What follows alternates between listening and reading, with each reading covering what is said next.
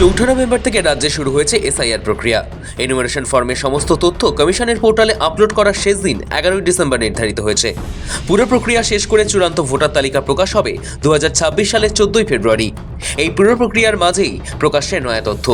সন্দেহভাজন ভোটার নিয়ে পশ্চিমবঙ্গ থেকে যে তথ্য সিইও অফিসে আসছে তার সঙ্গে মিল নেই জাতীয় নির্বাচন কমিশনের তথ্যের। শনিবার ভার্চুয়াল বৈঠকে বিষয়টি নিয়ে এক প্রস্ত আলোচনাও হয়, আর তারপরই তথ্য যাচাইয়ের নির্দেশ দেয় কমিশন। এছাড়া শুনানি পর্বে এই ইআরও এবং ইআরওদের জন্য অ্যাপ আনা হবে বলেও জানানো হয়েছে। জানা গিয়েছে নির্বাচন কমিশনও নিজেদের তরফে সন্দেহভাজন ভোটার শনাক্ত করার কাজ চালাচ্ছে, কিন্তু তাদের যে পরিসংখ্যান আছে তার তুলনায় বাংলার পরিসংখ্যান অনেক আলাদা। কমিশনের আশঙ্কা রাজ্যে সন্দেহভাজন ভোটারের সংখ্যা আরও 3 গুণ বেশি হতে পারে। জানা গিয়েছে বাংলায় ভোটার তালিকার বিশেষ নিবিড় সংশোধনের কারণে খসড়া তালিকা থেকে বাদ পড়তে চলেছে 54 লক্ষেরও বেশি ভোটারের নাম। 16 ডিসেম্বর খসড়া তালিকা প্রকাশ করতে চলেছে নির্বাচন কমিশন। কমিশনের তথ্য যা হিসেব দিচ্ছে তাতে মোট 54,86,672 জন ভোটারের নাম ওই তালিকায় থাকবে না। মৃত ভোটারদের নাম বাদ তো আছেই, তাছাড়া নানান কারণে 16 তারিখের খসড়া তালিকা থেকে নাম বাদ পড়তে চলেছে, যাদের মধ্যে রয়েছে স্থানান্তরিত ভোটার, ডুপ্লিকেট ভোটার এবং অন্যান্য। কমিশনের দেওয়া তথ্য বলছে আনকালেক্টেবল ফর্ম 55,31,423, মৃত ভোটার 23,81,049, স্থানান্তরিত ভোটারের সংখ্যা 19,31,384, ডুপ্লিকেট ভোটার 1,28,499 এবং অন্যান্য 44,751।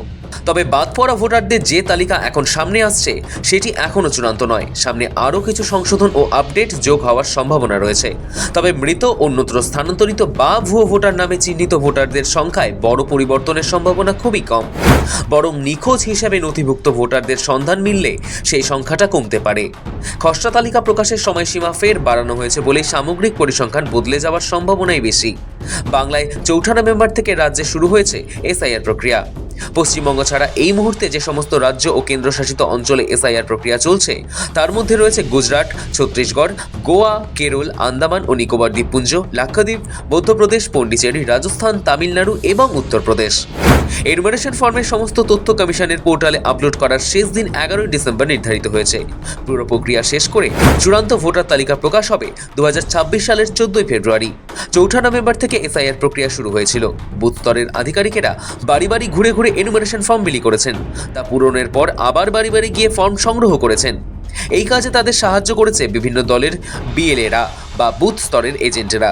ভোটারদের কাছ থেকে ফর্ম সংগ্রহ করার পর তা কমিশনের নির্দিষ্ট পোর্টালে আপলোড করা বিএলওদের দায়িত্ব। তাদের আপলোড করা তথ্যের ভিত্তিতেই কমিশন খসড়া ভোটার তালিকা প্রস্তুত করবে। সৌভিক সান্যালের রিপোর্ট, সময়, কলকাতা।